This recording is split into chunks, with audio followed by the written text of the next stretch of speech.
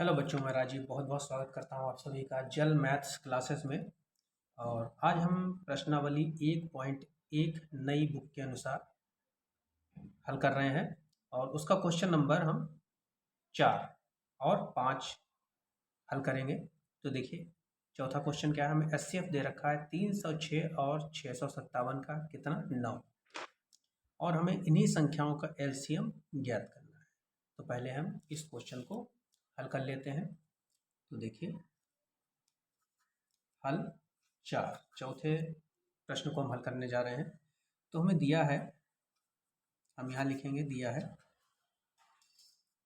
HCF किसका किसका 306 और 657 का, ये हमें 9 दे रखा है और इन्हीं संख्याओं का हमें एलसीएम ज्ञात करना है। एलसीएम ज्ञात करना है।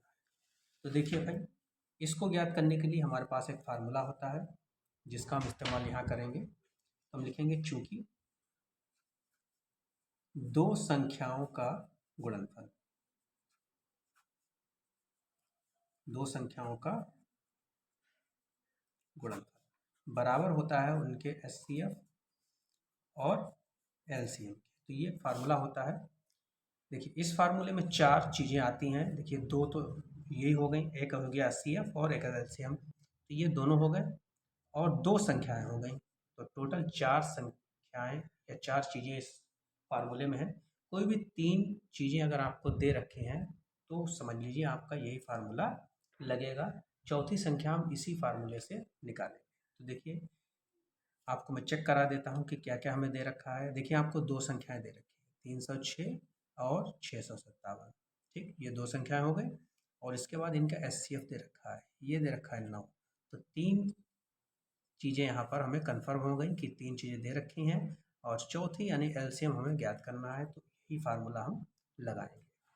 तो चलिए, दो संख्या हमारे पास कौन कौन सी हैं, इनका गुणनफल मतलब 306 की और 657 की हम गुणा करेंगे।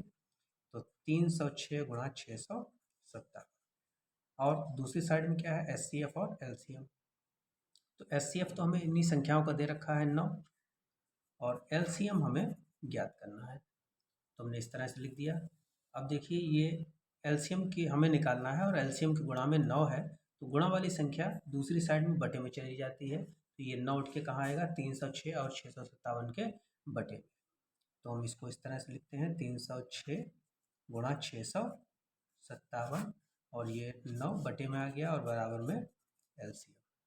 ठीक, अब हम इसको 9 से देखिए 306 भी विभाजित हो जाएगा और ये 657 भी विभाजित होगा। आप जिससे चाहें उससे विभाजित कर सकते हैं। तो हम 9, इस 306 को 9 से काट लेते हैं, विभाजित कर लेते हैं। देखिए, 9 तियाँ 27, यहाँ थे 30 तो 3 बच गए, 3 इस 6 की साइड में आएंगे तो यहाँ हो जाएंगे 36 और 9 चौक 36 होते हैं। तो अब हम 34 और 657 की गुणा कर लेंगे, वही हमारा क्या होगा, एलसीएम होगा। तो यहाँ गुणा करके देख लेते हैं, 657 और 34। तो 4 सत्ते 28 के 8 बचे 2 और 4 पंजे 20, 20 और 2 22 के 2 बचे 2 और 4 छंग 24, 24 और 2 26। अब 3 सत्ते 21 का 1 बचे 2, 3 पंजे 15, 15 और 2 17 के 7, हाथ से लगा 1, 3 छंग 18 और 1 19। तो 8, 2 और 1 3 और 7 6 13 के 3, हाथ से लगा 1, 9 2 11 और 12 के 2, हाथ से लगा 1 और 1 ये 2। तो ये हमारा एलसीएम आया 22,338, 22,338। आप इसको पलट के लिख दीजिए, एलसीएम बराबर 22,338। तो ये हमारा आंसर हो गया। ठीक, अब हम चलते हैं इसके दूसरे 5वें प्रश्न की ओर। 5वें प्रश्न का हल देखिए, 5वां प्रश्न क्या था, एक बार देख लीजिए कि जांच कीजिए कि क्या किसी प्राकृत संख्या n के लिए संख्या 6 की घात n अंक शून्य पर समाप्त हो सकती है। तो ये हमारा क्वेश्चन है। तो इसको पहले हम थोड़ा सा समझ लेते हैं। शून्य पर समाप्त होने का क्या मतलब हुआ। जैसे कोई भी संख्या है, जैसे 10 रही तो ये शून्य पर समाप्त हो रही है।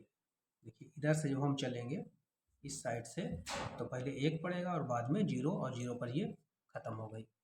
उसी तरह से और भी संख्याएं हैं, जैसे 50 हम ले सकते हैं, ये भी 0 पर ख़त्म हो रही है। 30 ले सकते हैं, ये भी 0 पर ख़त्म हो रही है। तो इस तरह की संख्याएं, अब इस तरह की संख्याएं जो 0 पर ख़त्म होती हैं, ये किससे विभाजित होती हैं? ये या तो 2 से कटेंगी या फिर ये 5 से कटेंगी। मतलब इनके गुणनखंड में 2 और 5 का आना जरूरी है। देखिए आप 10 को अगर काटते हैं तो 2 पंजे 10 और 5 एकम 5, भाई 2 और 5 इसके गुणनखंड जरूर होंगे। 50 को अगर हम काटें तो 2 दूनी 4 और 2 पंजे 10, फिर 5 पंजे 25 और 5 एकम 5, भाई 2 और 5 इसके गुणनखंड में भी आए। इसी तरह से अगर हम ये 30 लेते हैं तो इसको भी 2 से अगर हम काटेंगे तो 2 एकम 2 और 2 पंजे 10, फिर 5 तियाँ 15 और 3 एकम 3, इसके गुणनखंड में भी क्या आएगा?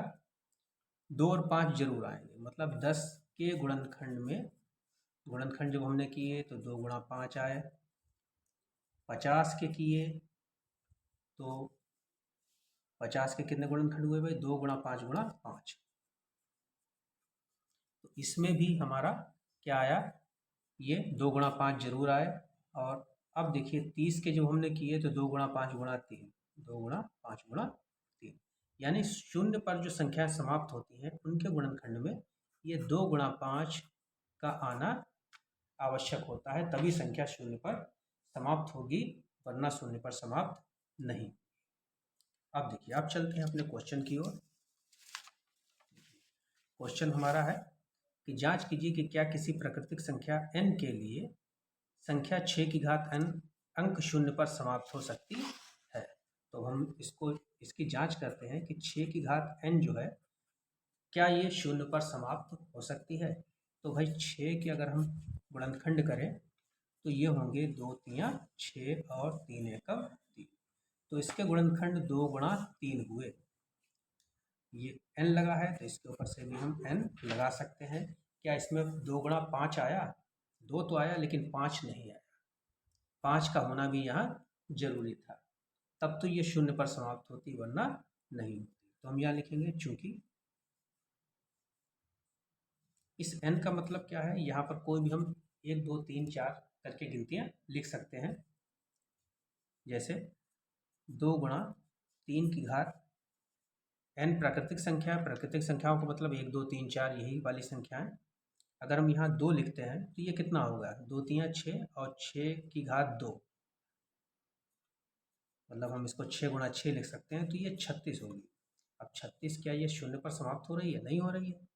ठीक, अगर ये 2 गुणा, अगर हम यहाँ 2 गुणा 3 की घात 3 करें तो 2 तियाँ 6 और 6 की घात 3 का मतलब हम इसको 3 बार लिखेंगे, तो 6 छंग 36, 36 छंग ये 216 होते हैं। ये भी देखिए भाई शून्य पर समाप्त नहीं हो रही है। तो ये संख्या शून्य पर समाप्त नहीं हो रही है। क्यों नहीं समाप्त हो रही? क्योंकि यहाँ 5 नहीं आ रहे। तो हम लिखेंगे चूंकि 6 की घात n के अभाज्य गुणनखंड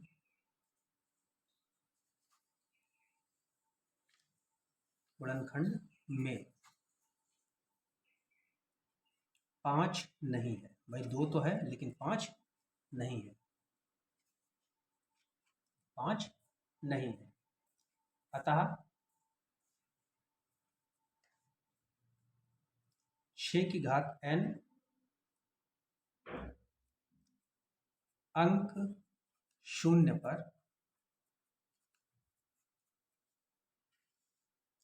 पर समाप्त नहीं हो सकती।